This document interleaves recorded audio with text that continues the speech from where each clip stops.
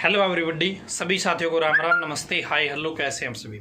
उम्मीद करता हूं आप सभी ठीक ठाक होंगे, तंदुरुस्त होंगे और आप अपने आने वाले एग्जाम की तैयारी ज़बरदस्त तरीके से कर रहे होंगे। दोस्तों, एडवर्टाइजमेंट 15/2019 जिसके भी एग्जाम चल रहे हैं उससे जुड़ी एक बहुत महत्वपूर्ण इन्फॉर्मेशन आपके साथ शेयर करनी है और हो सकता है कहीं ना कहीं मिस्टेक आप लोग कर दो, इसलिए उस मिस्टेक से बचने के लिए ही ये इन्फॉर्मेशन है। तो दोस्तों, जैसा कि आपको पता है कि एडवर्टाइजमेंट 15/2019 में अनेक प्रकार की भर्तियां हैं और अभी एग्ज़ाम चल रहे हैं। कुछ एग्ज़ाम हो चुके हैं, कुछ एग्ज़ाम अभी 25 तारीख का भी दोस्तों आपका एग्ज़ाम है। 25 तारीख का एग्ज़ाम किसका है?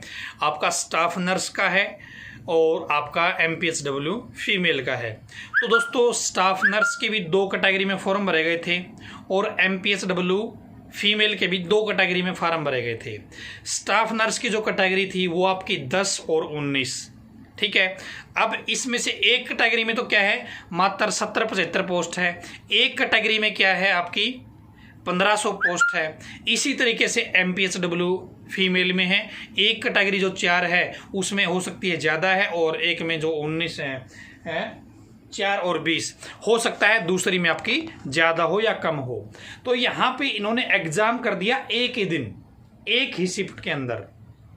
जब आपने फॉर्म तो अलग अलग भर रखे हैं, आपने स्टाफ नर्स का दोनों कैटेगरी के लिए फॉर्म भर रखा अलग अलग है, आपने MPHW फीमेल का भी दोनों का अलग अलग भर रखा फॉर्म।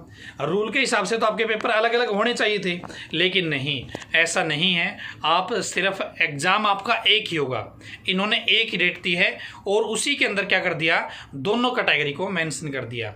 लेकिन इन्होंने ऑफिशियल नोटिफिकेशन में ये नहीं लिखा कि भाई कैटेगरी नंबर जो स्टाफ नर्स की दोनों कैटेगरी है 10 और 19, उनका एग्ज़ाम हम एक ही ले रहे हैं, कॉमन ले रहे हैं और बाद में हम प्रेफरेंस डलवाएंगे।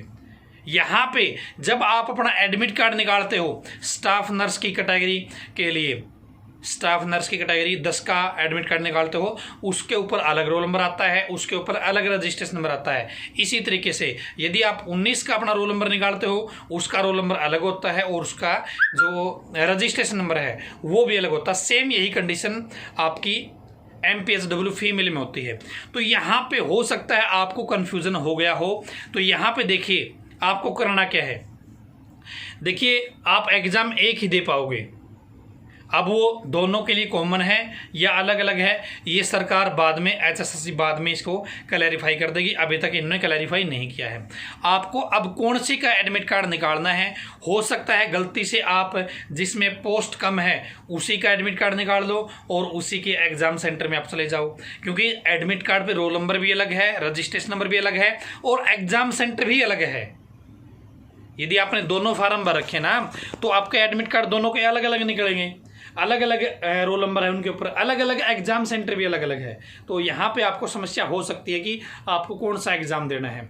तो जिसके पहले आप काम करिए, आपकी कैटेगरी कौन सी है, कौन सी कैटेगरी में पोस्ट ज़्यादा है, आप उसके रजिस्ट्रेशन नंबर को यूज कीजिए और उससे अपना एडमिट कार्ड निकालिए, ठीक है। और फिर आप जिस कैटेगरी में ज़्यादा पोस्ट है आप उसी के एग्ज़ाम सेंटर में उसी पोस्ट का अपना एडमिट कार्ड लेके एग्ज़ाम दे के आइए, ताकि यदि फ्यूचर में कुछ गड़बड़ हो तो कम से कम आपने फॉर्म तो ज़्यादा वाला उठाया हो, एडमिट कार्ड तो आपने ज़्यादा वाला निकाला हो और उसी का आपने एग्ज़ाम दिया हो, ठीक है। और यदि बाद में कॉमन की न्यूज़ आती है तो भी आपके लिए पॉजिटिव है। और यदि आपको लगता है बाद में बोल दे भाई जिसने जिस पोस्ट का एग्ज़ाम दिया है हम उसी में काउंट करेंगे, तो कम से कम आप ज़्यादा पोस्ट के लिए तो एलिजिबल रह पाओगे। तो ये कुछ मेरे पास बच्चों के मैसेज आए थे, इसलिए मैंने सोचा कि मैं आपको एक बार क्लैरिफाई कर दूं, जो इन्फॉर्मेशन है इसके बारे में वो आपके साथ शेयर कर दूं। हो सकता है आपके माइंड में अभी ना आई हो, लेकिन अब ज़रूर आ जाएगी आपके माइंड में कि सेम कैटेगरी है, 2 अलग अलग सेम पोस्ट है, आपने अप्लाई अलग अलग किया था लेकिन एडमिट कार्ड भी अलग अलग आए हैं, लेकिन एग्ज़ाम सेंटर एग्ज़ाम डेट आपकी एक ही है, एक ही शिफ्ट है, ठीक है। आप एडमिट कार्ड निकालना है, जिसकी पोस्ट ज़्यादा है उस रजिस्ट्रेशन नंबर से अपना एडमिट कार्ड निकालिए और उसी सेंटर पर उसी एग्ज़ाम डेट पर आप अपनी जो एग्ज़ाम है वो दे के आइए, ठीक है, ताकि आपको कोई नुकसान ना हो। तो यही इन्फॉर्मेशन थी जो आपके साथ शेयर करनी थी।